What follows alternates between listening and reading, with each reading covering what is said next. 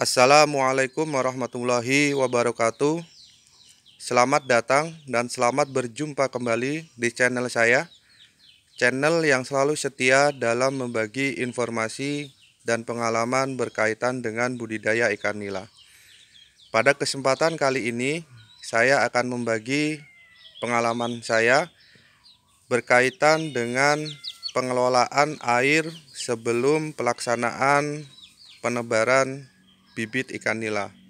Namun sebelum kita masuk ke topik utama, jangan lupa selalu subscribe, like, komen, dan share di media yang teman-teman miliki. Teman-teman para pencinta budidaya ikan nila, bahwasanya pengelolaan air adalah salah satu syarat dalam membudidaya ikan nila. Ada suatu prinsip yang berbunyi, sebelum kita memelihara ikan nila, maka yang harus kita lakukan adalah pemeliharaan airnya. Sehingga dalam pelaksanaan persiapan air kolam sebelum penebaran bibit, yang harus kita lakukan adalah pemeliharaan dan persiapan air kolam. Di mana banyak sekali teknik yang bisa kita lakukan dalam pengelolaan air kolam sebelum penebaran bibit. Salah satunya, cara yang termudah adalah air kolam yang sudah ada di kolam itu dapat kita isi dengan air kolam yang ada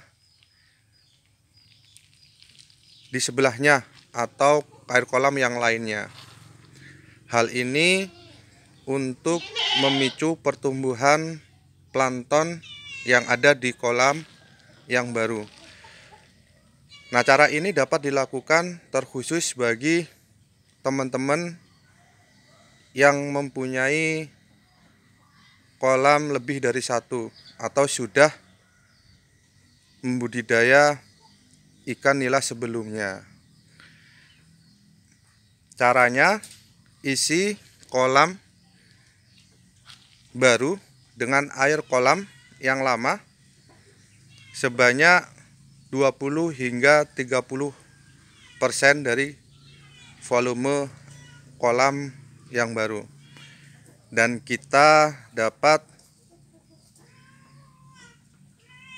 melakukannya sehingga kolam yang baru mempunyai kualitas air yang bagus selama 1 minggu. Itu cara yang pertama. Cara yang kedua, kita dapat menggunakan probiotik. Untuk saat ini, probiotik yang memang saya lakukan untuk persiapan air kolam yaitu dari probiotik produk NASA, yaitu Tangguh. Oke teman-teman, produk Tangguh ini selain untuk mempersiapkan air kolam sebelum penebaran bibit, produk ini dapat digunakan untuk pembibisan pakan bersamaan dengan vitamin yang lainnya. Selain itu pula, produk Tangguh ini dapat digunakan untuk menjaga kualitas air dan mengobati apabila ada ikan nila yang mengalami penyakit. Nah, cara pengaplikasiannya untuk persiapan kolam yang perlu kita lakukan adalah kita sediakan terlebih dahulu air di ember. Oke, ini teman-teman.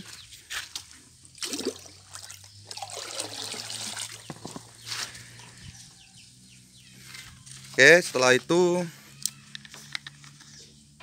kita masukkan probiotik Tangguh ini.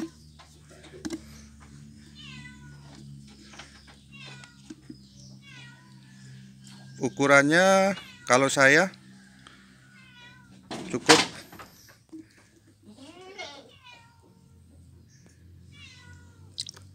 3 tutup botol. 1,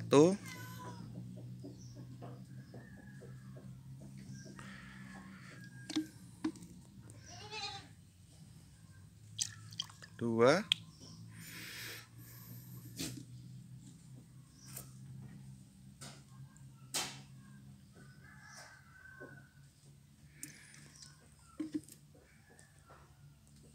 3. Oke, kita tutup kembali.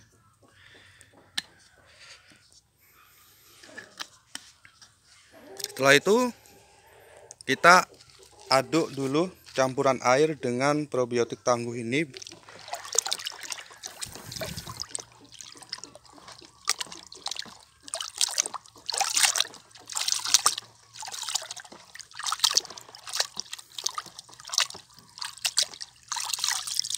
Setelah tercampur, kita sebarkan air ini secara merata di kolam.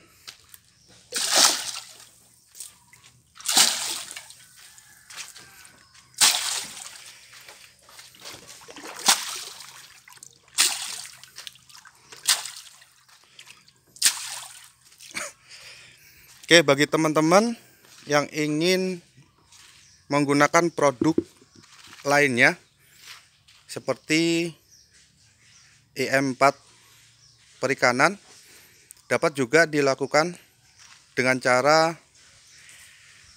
yang tadi. Namun ketika kita mengaplikasikan dengan EM4, maka yang perlu kita lakukan adalah tidak langsung mencampur EM4 dengan air dan kita sebarkan. Perlu adanya penghidupan bakteri-bakteri yang ada di EM4, yaitu dengan cara campuran air yang sudah diberi dengan EM4 sebanyak 2 atau 3 tutup, lalu kita campur lagi dengan tetes tebu atau sering kita sebut dengan molase. Apabila tetes tebu atau molase susah kita jumpai, maka kita dapat menggunakan dengan gula. Caranya, gula kita larutkan dengan air dan kita masukkan ke dalam ember yang sudah terisi campuran air dan EM4. Setelah itu kita diamkan dulu selama kurang lebih 10-15 menit agar menghidupkan, menggugah kembali bakteri-bakteri bagus yang ada di EM4 tersebut. Nah, itu bagi teman-teman yang memang akan mengaplikasikan persiapan air kolamnya dengan EM4. Oke, teman-teman, kolam saya ini kalau dilihat ini besar, cuman untuk ketinggiannya ini sangat pendek ya teman-teman. Kolam saya ini berukuran panjang itu sekitar 6 meter setengah, sedangkan lebarnya ini 2 meter. Oke, untuk ketinggiannya bisa teman-teman lihat, saya sudah membawa meteran.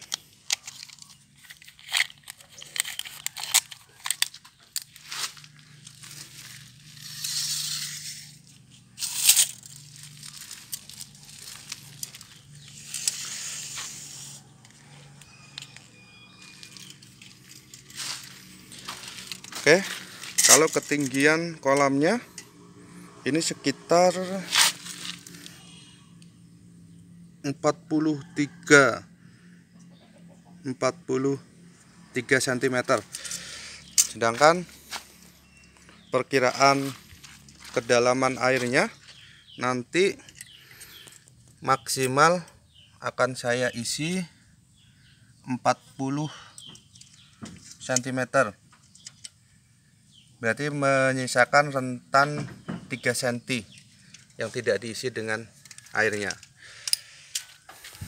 Nah, untuk kepanjangan kolam 6 meter dan lebarnya 2 meter beserta ketinggian airnya berkisaran 40 cm, maka volume airnya kalau kita hitung, coba kita hitung bersama-sama teman-teman, nggak kelihatan di HP ya. Coba saya hitung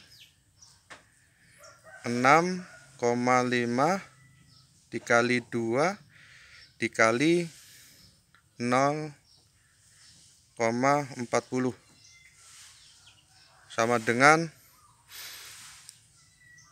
5,2. 5,2 kalau rencananya akan saya tebar kolam ini per meter kubiknya saya isi 50 ekor. Berarti 5 kali 2 dikali 50. Oke. 260. Jadi kolam ini akan saya tebar sebanyak sekitar 260 ekor. Karena hanya menggunakan sistem tradisional, sistem kolam tanpa menggunakan aerator dan pompa air. Jadi saya hanya berani menebar sebanyak 50 ekor per meter kubiknya. Namun bagi teman-teman yang baru akan menerapkan budidaya ikan nila di kolam tanpa aerator dan pompa air, diharapkan untuk penebaran pertama, pembelajaran pertama bisa menebar sebanyak 20 hingga 25 ekor per meter kubiknya. Namun nanti setelah sukses dan sudah mengetahui teknik serta cara pengalaman dalam membudidaya ikan nila di kolam tanpa aerator, nanti tebar padatnya bisa kita tambah menjadi 40 hingga 50 ekor per meter kubik. Mungkin itu pengalaman yang bisa saya bagikan pada saat ini. Semoga teman-teman pembudidaya ikan nila, khususnya ikan nila di kolam kecil dan rumahan, semoga sukses selalu dan mendapatkan panen yang maksimal. Saya akhiri, wassalamualaikum warahmatullahi wabarakatuh.